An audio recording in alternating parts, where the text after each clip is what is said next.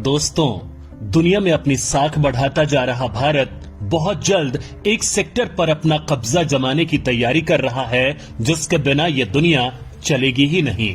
वैसे तो आज भी इसकी कमी के चलते दुनिया का हर काम रुक सा गया है और इसी की कमी को देखते हुए भारत इस पर कब्जा करना चाहता है। दोस्तों, हम बात कर रहे हैं सेमीकंडक्टर की, जिसे हम हर इलेक्ट्रिक सामान का दिमाग भी कहते हैं। कंप्यूटर हो या रोबोट, गाड़ी हो या कोई भी आईए से रिलेटेड मशीनरी, हर चीज को चलाने के लिए इस सेमीकंडक्टर चिप की जरूरत होती है। ये मशीनों के ब्रेन को बाइनरी डिजिट में सिग्नल भेजता है, जिसके बाद ही मशीन रन करती है। आज सेमीकंडक्टर बहुत ही ज्यादा सेंसिटिव चीज हो गई है। हर देश चाहता है कि वो सेमीकंडक्टर के मामले में आगे बढ़े, क्योंकि आने वाला वक्त भी इसी पर ही डिपेंड होगा। सब कुछ इलेक्ट्रिक होने वाला है। हर काम में मशीन काम में ली जाएगी, इंसानों के काम रोबोट करेंगे और सारे काम कंप्यूटराइज्ड हो जाएंगे।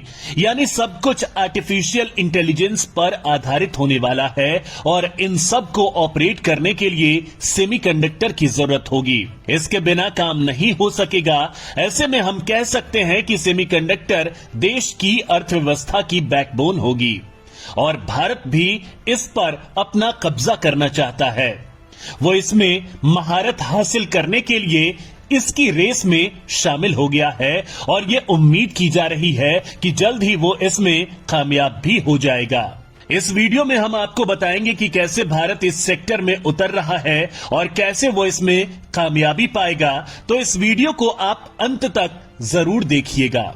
दोस्तों, आज भारत हर सेक्टर में आगे बढ़ता जा रहा है। वहीं मोदी सरकार भी आत्मनिर्भर भारत की मुहिम के तर्ज पर ज्यादा से ज्यादा चीजों को देश में डेवलप करने की ओर ध्यान दे रही है, जिससे देश की अर्थव्यवस्था को मजबूती मिल सके।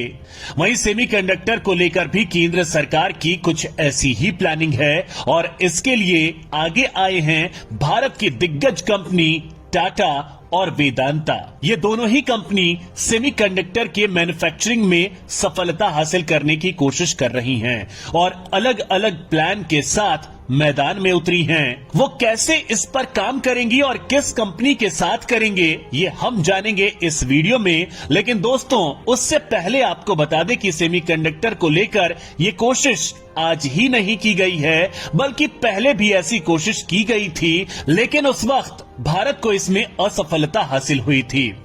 दरअसल अमेरिका की एक कंपनी फेयरचाइल्ड सेमीकंडक्टर ने पिछली सदी के छठे दशक में भारत में अपने निर्माण संयंत्र हेतु अनुमति मांगी थी, लेकिन उस समय देश की सरकारों के पास दूरदर्शिता का अभाव था, जिसके कारण उन्होंने यहां सेमीकंडक्टर की मैन्युफैक्चरिंग करने से इनकार कर दिया। लिहाजा इस कंपनी को अपना कारोबार मलेशिया और फिलीपींस ले जाना पड़ा। अगर उस वक्त की सरकार हां कर देती तो आज भारत इस उद्योग की महाशक्ति होता। दोस्तों, वैसे तो साल 1984 में सरकार द्वारा मोहाली में सेमीकंडक्टर कॉम्प्लेक्स लिमिटेड बनाकर उसे ऑपरेट करना भी शुरू कर दिया गया था और अगले आधे दशक तक इसे कई विदेशी संस्थानों से काम भी मिला, जिसमें बीबीसी द्वारा कंप्यूटर निर्माण के लिए मिला कॉन्ट्रैक्ट चर्चा में रहा था।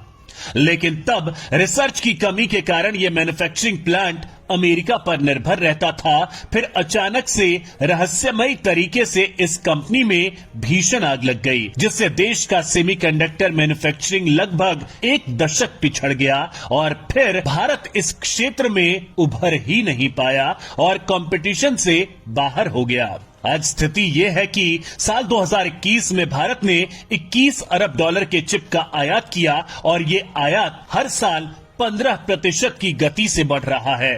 इसमें अकेले चीन से भारत ने 7 अरब डॉलर का चिप आयात किया है, जो बहुत बड़ा आंकड़ा है।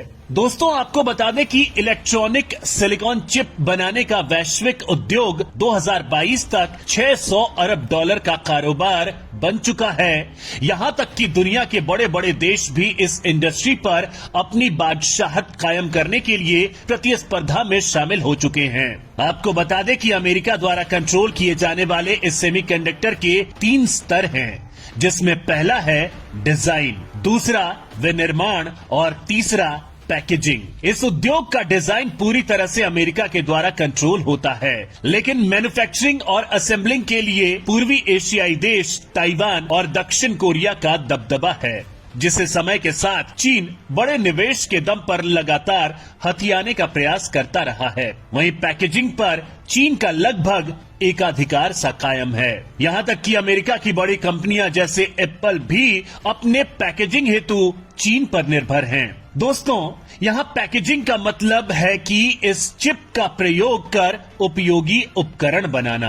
आश्चर्य की बात यह है कि पूरी दुनिया इन देशों के एकाधिकार पर पूरी तरह से निर्भर रही, लेकिन संभावित संकट तब समझ में आया जब कोरोना के कारण हाल में अमेरिका, चीन, दक्षिण कोरिया, जापान और ताइवान के चिप उद्योग पर संकट उत्पन्न हुआ और वैश्विक आपूर्ति श्रृंखला बड़े स्तर पर प्रभावित हो गई, जिसका भारत ने भी सामना किया था। यहाँ भी चिप की कमी के चलते बहुत सारे उद्योग और काम प्रभावित हुए। इसे ही देखते हुए भारत इस सेक्टर में अपने पैर जमाना चाहता है, जिसके लिए भारत की दिग्गज कंपनी टाटा और वेदांता ग्रुप आगे आए हैं।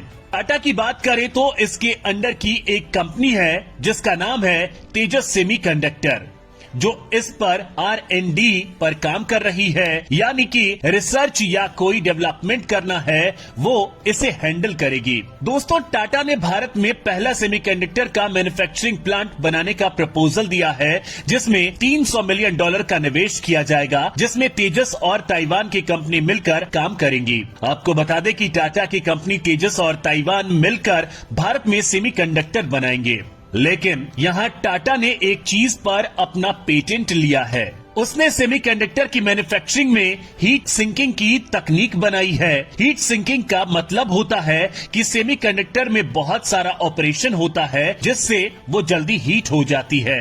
उस हीट को बाहर निकालकर दूसरी जगह भेज दी जाती है। इसके लिए एक मटेरियल बनाया है, इसे ही टाटा ने पेटेंट किया है। इसके साथ ही देश में सेमीकंडक्टर का प्रोडक्शन शुरू कर देगा।